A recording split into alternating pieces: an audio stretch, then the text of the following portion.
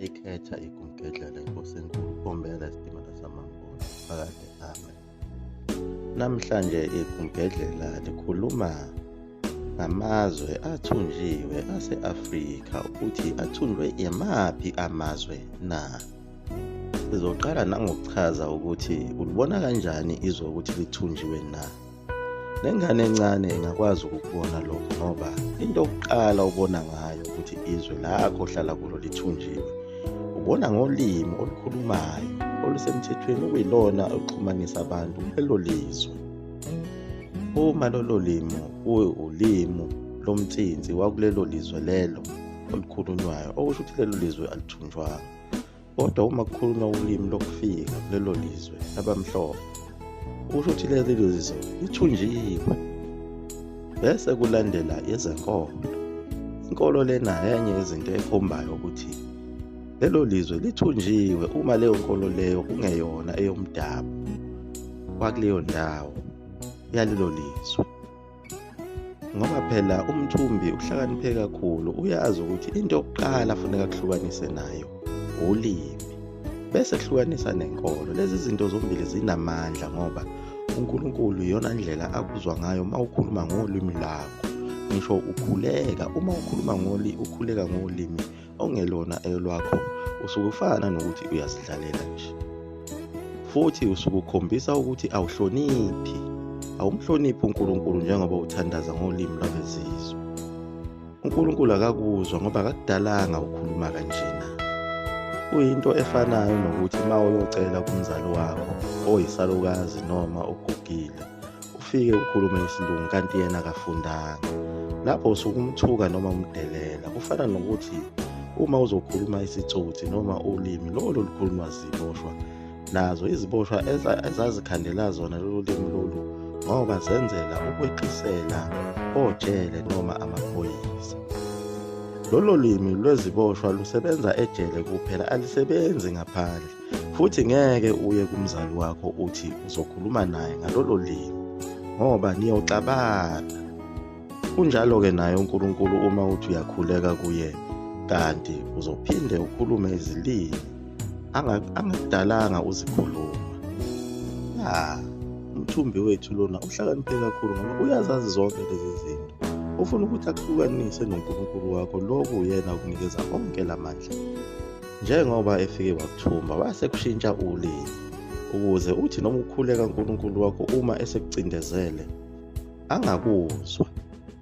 Ngisho nezingelosi zakini nomkhulu bakho, obabamkhulu bakho nezinyandezulu azikuzwa ukuthi uthini ngoba lolu limi lolu ulimi olwakhulunywa ngabantu ababebabulala ezimpini zaseNcome naseSanjwana.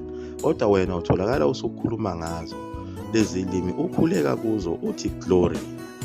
Uma obabamkhulu bakho bekuzwa ukuthi uyacela kuNkulunkulu ukuthi usosizini, abakuzwa ukuthi uthini ngoba njengoba nabo bengale bona baseduze kaNkulunkulu ukuthi bekukhalele nawe kuNkulunkulu ngoba bona bayambona, besho ukuthi dabukela nanga umntwana wethu uyahlupheka emhlabeni. Kodwa uzophela kanjani ukuhlupheka ngoba ubangwa nguwe. Umthumbi wethu lona ufike wasinikeza lolu limi, wasephinde ezosibhansela ngaphezulu ngenkolo yakhe engayindawo.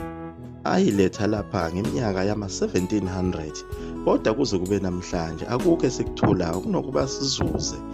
Ngisho izingane zethu ziphenduka amaphara ngaye lo Nkulunkulu esamukela ngama-1700. Kodwa lo Nkulunkulu kaSimende siyamthanda, sifuna ukusuka kuyena. Labo uNkulunkulu bobumba, ngisho nosopolitiki laba bayabavikela labo uNkulunkulu. Ipolitiki lena isitha esikhulu sikaNkulunkulu ngoba ikhohlisa abantu. Bethi izwe libuyele kuba abantu kodwa kube kungamanga acacileyo bha. Ngelanga izwe lapho eliyobe libuyele kubantu ilingalililanga oyobona ngalo ukuvalwa kwezilimi zabacindezeli bethu emazweni ethu. Kuphinde kuzovalwa nenkolo yabacindezeli bethu abafika kuleli zwe ngama-1700 bezosiphuca okungokwethu. Uma zonke lezi zinto zisekhona namasonto abo asekhona, alikakakhululeki izwe sisathunjiwe. Sizoqala ngayo iSouth Africa lena ukuthi yayithunjwe ubani namanje futhi isathunjwe ubani. Kodwa ukucacisela ongazi ukuthi imbangela yakho konke lokhu ukuthi iAfrika ize ithunjwe kangaka yini kungenxa yalento le evela lapha, yiyo lena eyasifaka enkingeni. Laba bantu banede bathola le ukuthi siphethe lezi zinto lezi babe sebesinakashela. Lezi zinto zigcwele eSouth Africa, ingakho ukuthi iBritain okuyiyona engumnikazi weSouth Africa, ngisho omongameli bakhona babusa ngaphansi kwayo le Britain, lapho phela ekuthiwa khona iUnited Kingdom, njengoba ngisho umongameli namakhosi isilo phela eringi sithola khona lena komkhulu abaphathi bomhlaba, nomongameli ngokunjalo naye ugcotshwa khona le eUnited Kingdom. Nemithetho yakulo lelizwe njengayo imithetho yezemigwaqo namalayisensi isuka khona le, njengoba ushayela kuthiwa gcina uhlangothi lwesinxele. Nemithetho yezamacala njengoba kuthiwa iRoman Dutch law isuka khona futhi lena emazweni abo, basebenzisa umthetho waseRome ukuba begwebe wena muntu walapha eAfrika, bekugweba nangamasiko abo, awugwetshwa njengendlela yase-Afrika.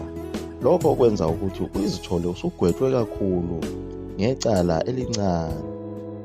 Amanye amazwe angaphansi kweBritain iyona iBotswana, bese kuba iZimbabwe kanye neZambia, kube iKenya, kube iUganda, kube iSouth Sudan, kube i-Egypt kanye neLibya. Onke lamazwe athunjwe iyona iBritain. Konke lokukazathwa umhlaba nezwe lethu kwenziwa ngo-1884 kwinkomfa yabo eyayiseBerlin, bezahlukanisela umhlaba wethu. Bese kuba amazwe athunjwe amaPutukezi. Siqale ngayo iMozambique, njengoba kukhulunywa sona isiPutukezi sathunjwe yiyona iPortugal. Kube i-Angola, bese kuba iGuinea Bissau. Bese kuba amazwe athunjwe iGermany, amaJalimane, iNamibia neTanzania, kube iCameroon neTogo, kube iBelgium. iBelgium yona yazithumbela nje izwe elilodwa, iDemocratic Republic of Congo, iyona bayikazathela lelo lizwe.